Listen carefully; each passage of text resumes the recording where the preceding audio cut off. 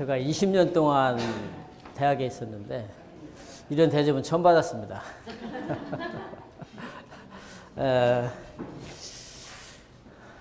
즐거운 나라 퍼니랜드에 오신 것을 환영합니다. 오늘은 우리 사업이 플랫폼 사업이라고는 하지만 그래도 이 사업이 무슨 업인지는 알아야 되잖아요. 우리 이점숙 사장님 무슨 업이라고 그랬어요? 금융업. 네, 맞습니다. 우리 사업은 금융업에 해당합니다. 뭐 서비스업으로 보시는 분도 있는데 그것도 틀린 말은 아닌데 정확한 표현은 금융업이 맞습니다. 현대 사회가 금융 자본주의 시대인데 이 금융 자본주의가 자본주의만 뿐만이 아니라 자본주의가 불안정한 체제이다 보니까 원래 자본주의 병폐가 있죠. 이것은 이제 풀어나가는 것이 이제 자본주의의 문제점을 개선하려고 나온 것이 공산주의고 공산주의의 문제점을 풀어나가는 것이 이제 사회주의인데 사회주의도 우리나라에 아직은 정착되지 않았지만 앞으로는 이제 우리가 받아들여야 될 숙제죠.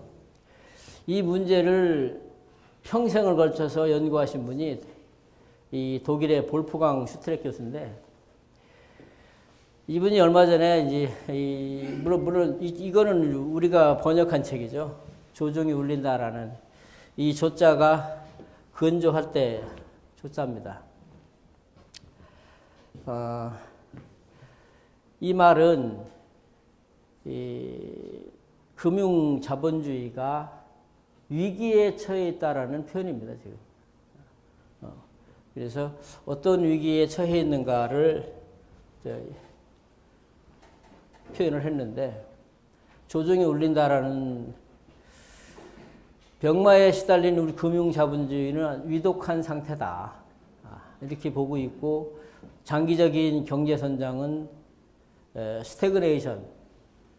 스태그네이션은 경제 성장률이 이제 저성장 1, 2%에 해당하는 걸 말하는 겁니다. 우리가 과거에 고도 성장할 때는 두 자리 성장을 계속했죠. 중국도 마찬가지고. 그러나 이제 우리가 만불, 2만불 가면 한 자리 성장을 하는데 한 자리마저도 이제 뭐 일본 같으면 뭐 0.5%, 0.1%. 이런 식으로 스태그네이션에 이제 해당이 되죠. 거대 금융 자본은 이 사회의 불평등을 가져오죠. 이것은 사회의 삶의 불안정으로 나타나고요. 현금 경제에 대한 사회적 신뢰는 이제 실종 상태에 왔죠. 그래서 이런 것들이 종합적으로 위기다라고 이제 말을 하는 거죠.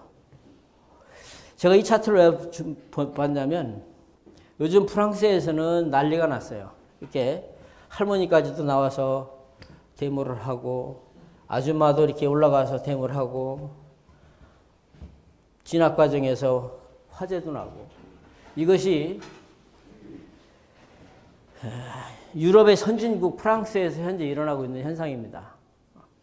그렇다고 해서 이것이 무슨 민주주의를 하겠다든지 인권운동을 하는 게 아니에요. 이 이유가 유류세 올린 게 이유입니다. 유류세. 저는 이것을 200년의 시차를 두고 프랑스가 1789년에 프랑스 혁명을 한 것은 불평등한 제도에 대해서 반기를 들었던 거죠. 이때는. 그래서 프랑스가 전 인구의 2%가 이러한 권한을 가지고 전 인구의 98%는 이렇게 불평등한 삶에 대해서 평등을 외쳤던 것이 1789년 프랑스 혁명이었습니다. 그러면 지금 18년 11월, 이게 11월 24일 사진인데, 지금은 유류세라는 것은 뭘 가져오냐면요. 프랑스 정부가 세수가 부족하니까 세수를 확보하기 위해서 세금을 추가로 걷는 거죠. 간접세를. 그런데 유류세 누가 내죠? 일반인들이 내죠. 세금을 걷는 방법에 있어서 이들이 유류세를 낼 수밖에 없잖아요, 지금. 이 노란 조끼가 무슨 조끼냐면 화물차 트럭 기사들이 안전 조끼를 입는 조끼예요, 저게. 안전 조끼. 그래서 지금 이제 출발은 그렇게 됐는데 지금은 이렇게 아줌마까지도 동참을 하는 거죠. 결국 불평등한 세금에 대한 혁명이 일어난 거죠. 프랑스는 대통령이 누구랑 결혼하든 누구랑 바람을 피든 관심이 없어. 우리처럼 이재명이가 김부선을 만나느냐 안 만나느냐 이런 데 신경 쓰는 나라가 아니야. 오로지 내가 얼만큼 평등한 삶을 살고 있느냐, 공평한 사회에 사느냐, 이런 데 관점이 있는 거예요. 그럼에도 불구하고 이런 200년 만에 프랑스가 세금 때문에 혁명이 지금 일어나고 있다. 자, 그러면 우리가 금융업을 하는데 금융자본주의에 대해서 얼만큼 알고 있느냐? 금융도 모르는데 금융자본주의를 어떻게 알아 우리가? 금융이 뭐예요? 금융. 이게 세금 짜고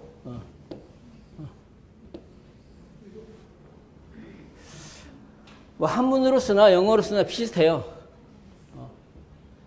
피는 5달러 지폐를 가리킵니다. 5달러 지폐 피는.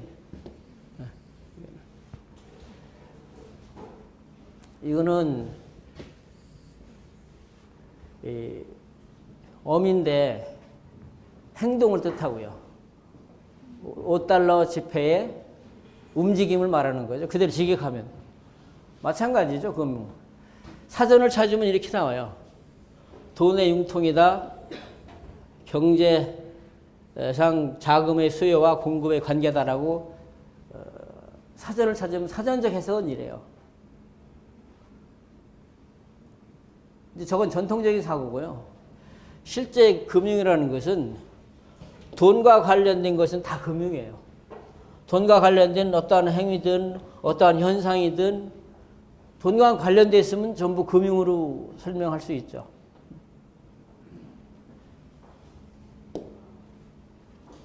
그럼 자본주의는 뭐냐? 본래 자본주의는 이윤을 목적으로 하는, 이윤 추구를 목적으로 하는 자본이 지배하는 경제체제를 우리가 자본주의라고 해요. 거기에 이제 상관된 말로 공산주의가 있죠. 공산주의는 사유재산 제도를 부정하고 공유재산 제도의 실현으로 빈부유차를 없애겠다. 평등하게 살겠다. 참 뜻은 좋아요. 근데 저걸 실천할 길이 없잖아요. 해보니까 안 되잖아. 그래서 소비에트 연방공화국이 무너지고 결국은 중국도 수정자본주의로 가는 거죠. 이제 이런 과정을 거쳐서 우리가 이제 사회주의로 가는 거죠. 사회주의는 기획 생산과 공평한 분배를 목적으로 하고 있죠. 결국은 우리 인류의 행복이 사회주의가 할 수 있다라는 이론인데 실제로 캐나다가 사회주의 국가입니다. 캐나다는 전 국민이 의료비를 부담하지 않습니다. 개인 병원도 없어요. 그냥 자기 주치의한테 가서 진찰을 받으면 그 의사가 국가에 진료비를 청구하고 그 환자가 필요한 약은 그 의사가 사서 줘요. 국내에 없으면 수입해서 주고. 그러니까 캐나다 의사들은 돈을 벌겠어 못 벌겠어? 못 벌어. 그래서 캐나다 의사들이 돈 벌려면 어디로 가? 미국으로 가서 돈 벌고 나이 먹으면 다시 캐나다 들어갑니다. 처음에는 캐나다 정부가 이걸 막았어. 개인의 이익을 추구하는 줄 알았어요. 지나고 나서 보니까 캐나다가 이익이야. 요즘은 권장하고 있어요. 젊은이가 돈 벌고 뭐 의사가 나이 먹는다고 못하는 거 아니잖아요. 그리고 요즘 캐나다에서는 우리는 한방이라고 그러는데 거기서 중의라고 그래요. 걔들은. 자이니시 메디컬이라고 그러는데 중의를 캐나다 국가가 중의한테 진료받는 걸 전부 지출을 합니다.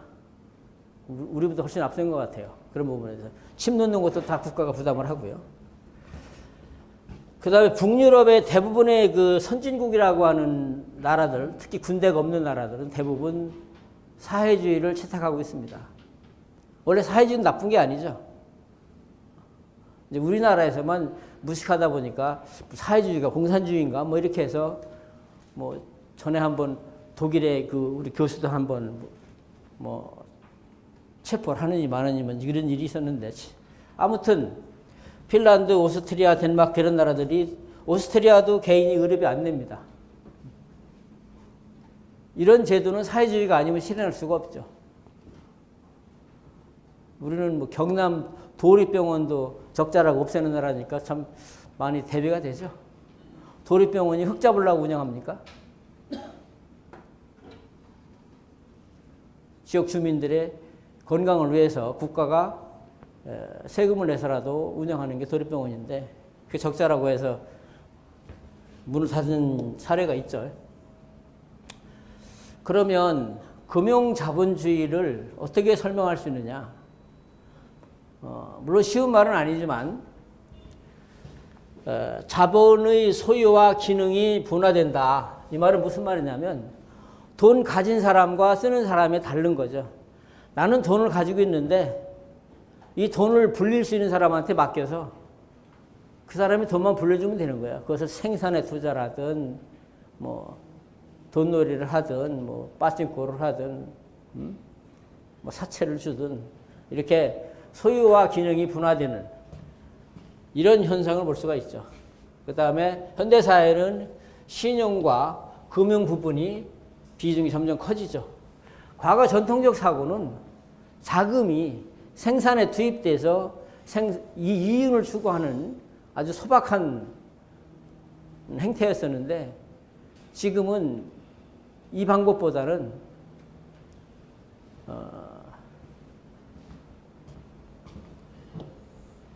생산 부분이 아닌 그 외의 부분이 비중이 더 커지고 있죠. 소득이 커지니까.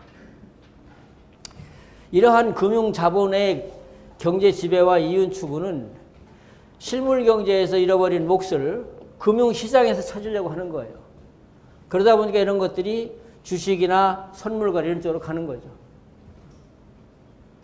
주식은 회사가 5,000원짜리 주식을 발행할 때만 투자지 거래소에 와서 2만원, 10만원, 30만원 가면 이미 투기에 해당하죠. 이때는. 그건 투자가 아니에요. 저는 개인적으로 증권거래소를 싫어합니다. 근데 많은 사람들이 하고 있으니까 어떻게 인정할 수밖에 없잖아요.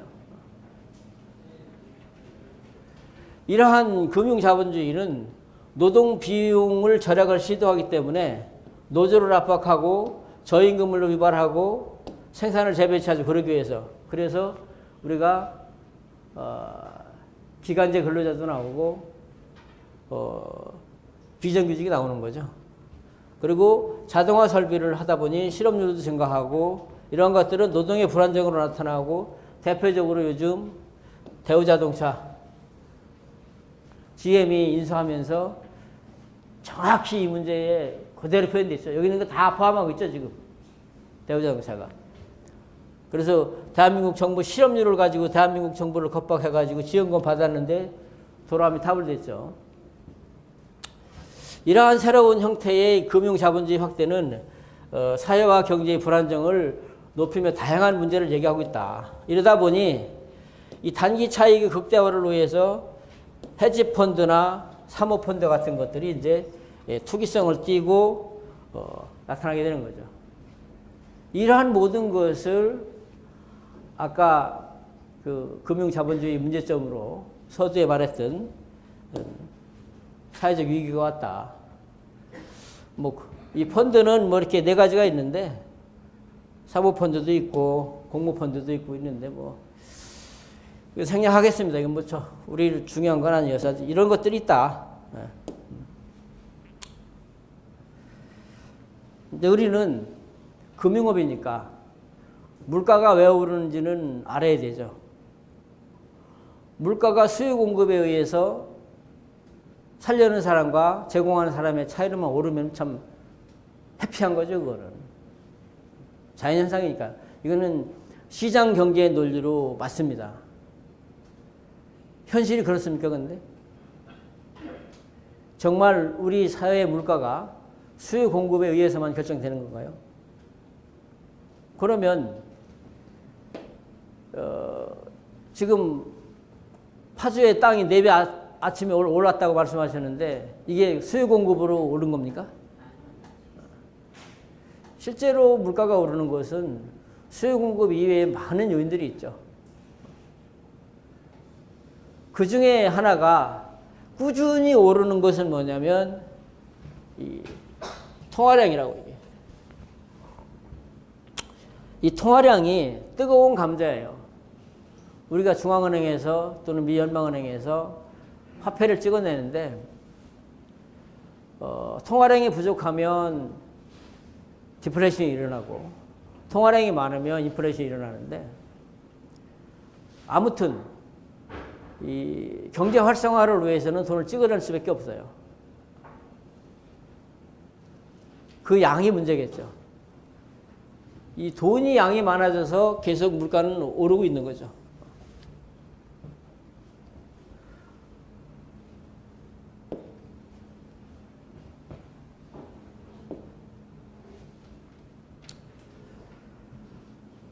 돈은 우리나라는 한국은행에서 찍어내고 미국은 미연방은행에서 찍어내는데 돈 찍어내는 한국은행이고 이 미연방은행이고 이것도 미국은 연방은행 지점 12개나 있어요. 이렇게 2개가 있고 시중에는 이 찍어낸 돈보다 훨씬 많은 돈이 유통되고 있어요. 근데 문제는 어떤 원리냐면 한국은행에서 A라는 은행에 5천만 원을 주면 이 은행에서 이 5천만 원을 가지고 6조의 대출을 줄 수 있어요. 6조. 5천만 원 가지고. 5천억을 가지고 6조. 5천억을 가지면 6조의 대출을 해줄 수 있어요. 이것은 은행이 지급준비율이라는 제도 때문에 그렇습니다. 은행은 10%의 지급준비율만 가지면 10%의 지급준비율만 가지면 나머지는 다 대출해 줄 수 있습니다. 우리나라는 지금 3.5%의 지급준비율을 갖고 있어요. 현재는. 그러다 보니 5천억을 발행해서 6조 60억 원 정도의 대출이 가능한 거죠. 이것은 여러분이 매일 여기서 틀어주고 있는 돈은 빚이다 영상을 보시면 자세히 설명이 나오는데 이 우리 통화 시스템에서 빚이 없으면 돈도 없는 거예요. 그래서 이 부분 때문에 돈은 빚이다라는 얘기가 나오는 거죠. 은행에 돈은 없는데 대출을 할 수 있는 거죠. 통장에 숫자만 돌아다니는 거죠. 지금 실제로. 이 부분을 이해하시려면 영국에서 그 금보관증을 써주는 역사를 이해하시면 바로 이해가 되죠. 그건 뭐 이렇게 우리 통화량은 물가 오르는 것하고 뭐 똑같지는 않지만 똑같지는 않아죠. 조금씩 차이는 있는데 아무튼 같은 양으로 이런 것들은 이제 뭐 변수가 있었던 거죠. 이 날씨의 변수도 있고 뭐 공급의 변수도 있고 이런 변수가 있는 거죠. 1970년도에 1000달러를 가지고 금 28온즈를 살 수 있었는데 지금 2012년에는 1000달러를 가지고 0.58 1온스도 못 사는 거죠. 이게 엄청난 이 인플레이션이 일어난 것은 통화량 때문에 일어나는 것이죠. 이건 거의. 국가가 여러 가지 경제 정책을 펼치기 위해서 계속 돈을 찍어낼 수밖에 없죠. 그래서 통화량은 인플레이션을 일으킨다. 물론 뭐 중앙은행에서 통화량을 통제도 하죠. 이자율 통제도 하고 화폐 발행도 하고.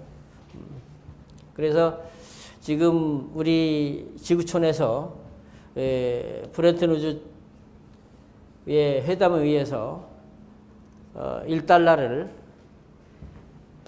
35달러를 금 1온순을 돌려주겠다고 하는 금본위 제도를 채택을 했었는데 이것이 지금 유지가 안 되고 있죠, 사실은. 1944년 7월에 미국 뉴햄프셔 브레튼 우즈에서 전쟁이 2차 세계대전이 끝나면서 44개 연합국 대표들이 금융회의를 해가지고 달러를 기축통화를 만들죠. 그러나 미국이 베트남 전쟁으로 해서 달러 가치가 하락하자 1917년에 닉슨 대통령이 금본위 제도를 철회합니다. 더 이상 미국은 달러를 갖고 와도 금을 내줄 수가 없다라고 철회를 하죠. 그래서 금본위 제도는 없어지고 달러의 기축통화만 지금 유지되고 있는 거죠.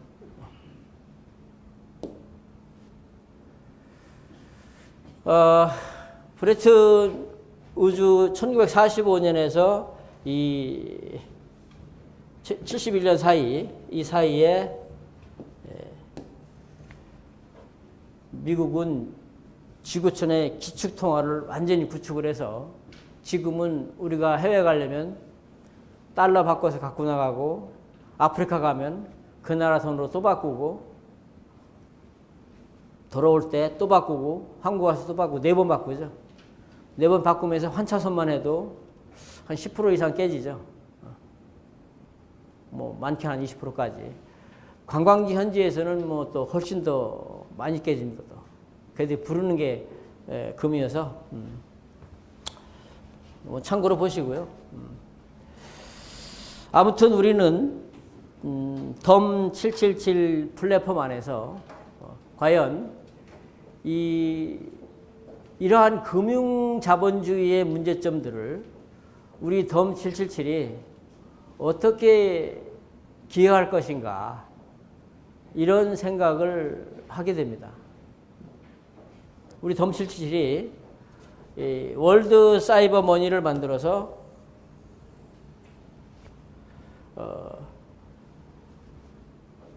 기축통화로 우리가 갔을 때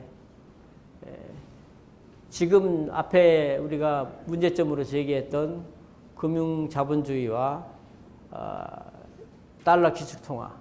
달러 기축통화가 왜 심각하냐면요. 미국이 금본위제를 탈피하고 나서 종이에다가 숫자를 써서 해외에 주면 그만큼 기름을 퍼가요. 이거를 통제할 수 있는 나라가 없어요. 지금 중국하고 미국이 무역전쟁하는 것은 겉으로는 무역전쟁 같지만 실상은 기축통화 전쟁이죠.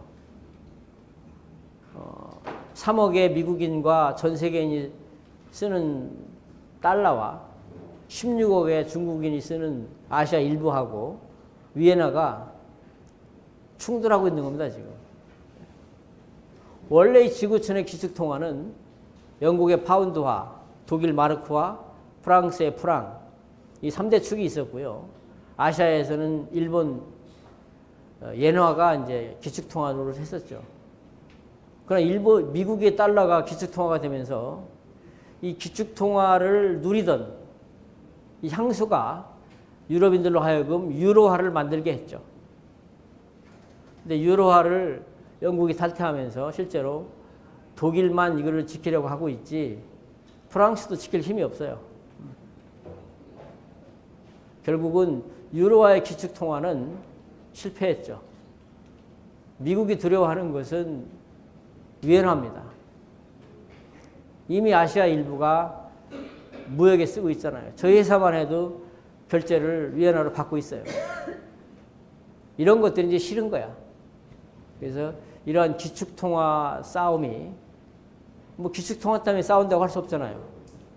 소문 낼 일이 아니니까. 그래서 이것을 무역전쟁으로 둔갑해서 압력을 가하는 거죠. 아무튼 우리는 우리 슈퍼 플랫폼 안에서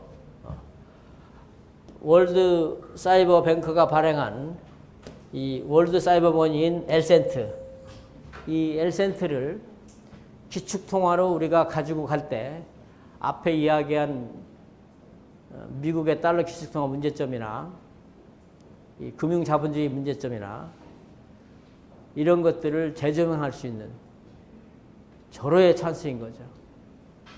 제가 이런 얘기를 했더니 제 친구들이 우리가 미국을 대항해서 할 수 있을까? 겁을 먹더라고요.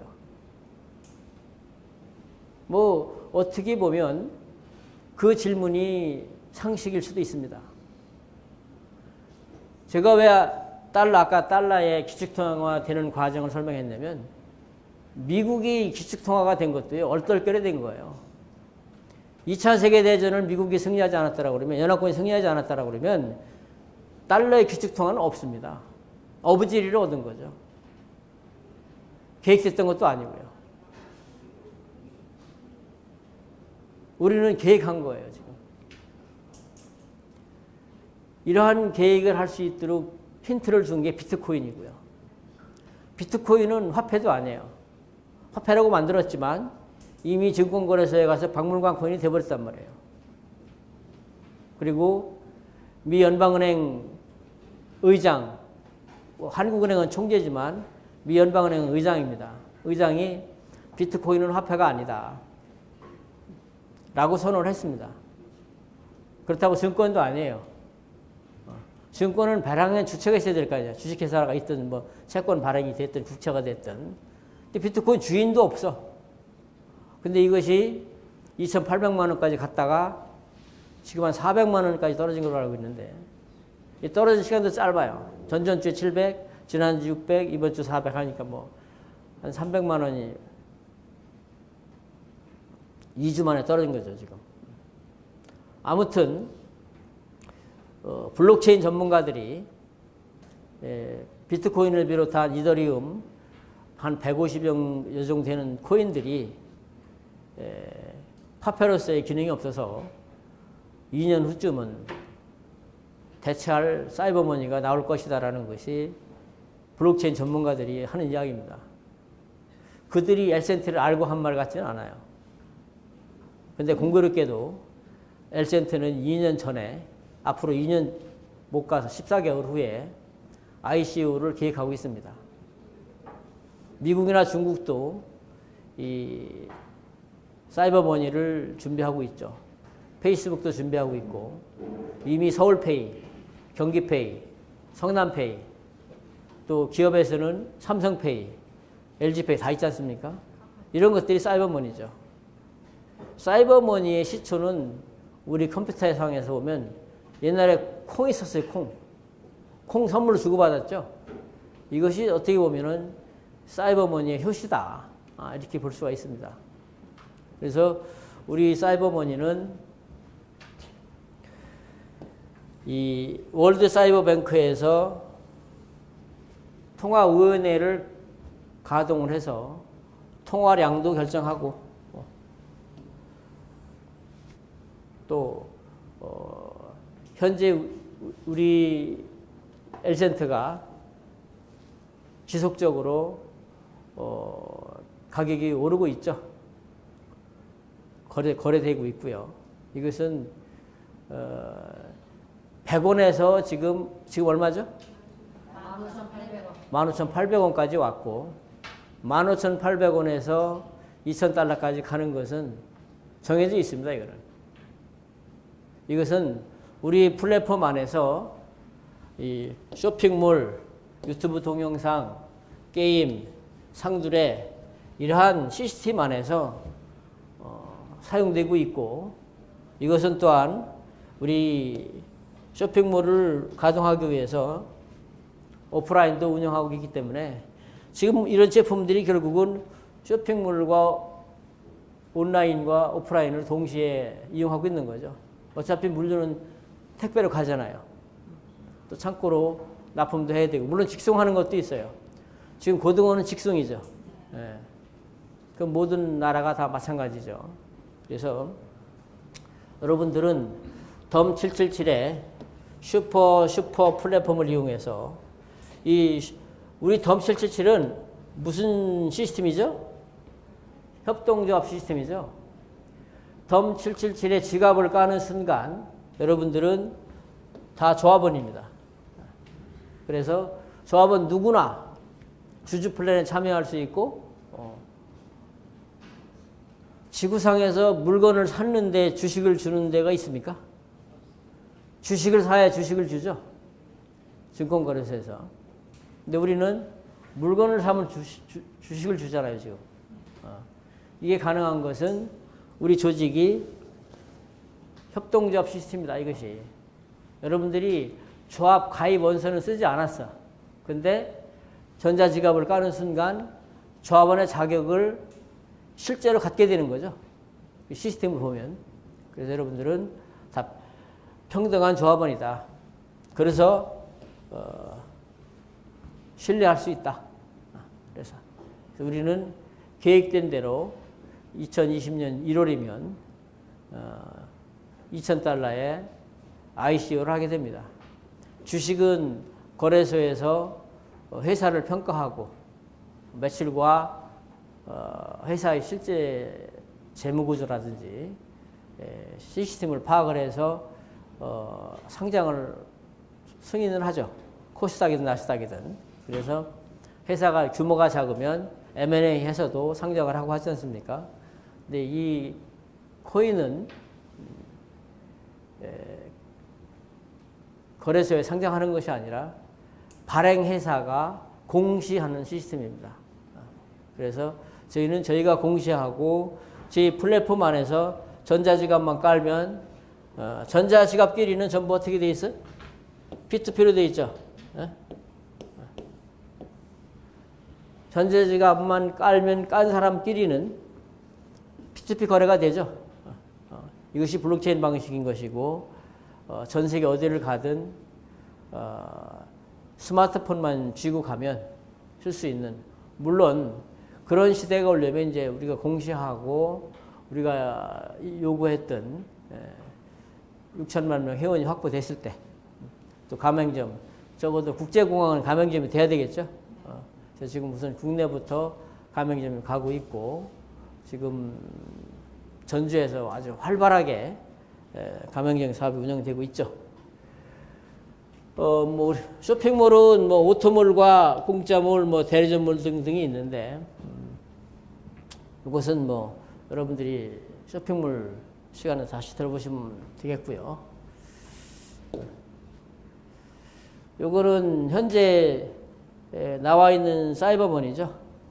요거는 베네수엘라 정부가 1억 개의 사이버머니를 발행해서 지금 러시아에 결제를 했죠. 푸틴한테. 그래서 푸틴도 이런 크립토 루블이라고 하는 사이버머니를 준비하고 있고요. 뭐 비트코인도 있고, 하여튼 뭐 중국이나 대부분의 국가가 사이버머니를 준비하고 있고, 우즈베키스탄에서는 지금 코인 채굴을 위한 단지도 조성하고, 또 코인을 전문으로 운영할 은행도 만들고, 또 그런 걸 하기 위해서 블록체인 관련 학과를 대학에 신설하고, 전 세계가 지금 이 사이버머니에 대해서 많은 관심을 가지고 있죠. 나이지리아 정부에서도 지금 야당 대표가 자기가 당선되면 뭐 사이버머니를 운영하겠다라고 이제 선거 공약을 내놓듯이 이제 사이버머니는 먼 훗날 문제가 아니라 당장 눈앞에 다가온 것입니다. 그래서 우리 이 엘센트가 지구촌에 사이버 기축통화로, 사이버머니 기축통화로 되는 날까지 열심히 공부하셔야 됩니다. 우리는 공부하지 않으면 이 사업을 할 수가 없어요.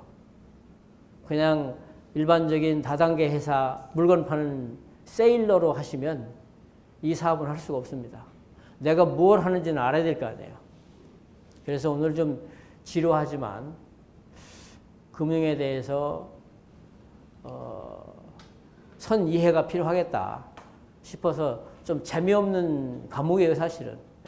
제가 강의한 것 중에 제일 하고 싶지 않은 과목이었는데 저는 이 1시간을 위해서 이 강의 자료를 10시간 준비했어요. 근데 쉽지 않았어요. 워낙 재미도 없는 데다가 복잡하고 제가 간략하게 지금 얘기했는데 제가 실제로 준비한 것은 훨씬 양이 많아요. 이보다 한 20배 많은데 다 카트하고 정말 꼭 이걸 이 정도는 알아야 되겠다는 것만 추려서 간단하게 말씀을 드렸기 때문에 지금 뭐 설명이 안 됐거나 이해가 안 된 부분도 있으리라고 생각됩니다. 그래서 그러나 아무튼 앞으로 매주 이어지는 교육 시간을 통해서 하나하나 문제점을 풀어나가도록 하겠습니다. 우리는 플랫폼에 들어온 이상 우리는 하나죠. 우리는 하나. 그리고 우리는 함께 합니다. 그래서 우리는 할 수 있죠? 어디서? 덤777에서 우리는 할 수 있다. 그래서 이렇게 간단히 마치고 이만 마치겠습니다. 감사합니다.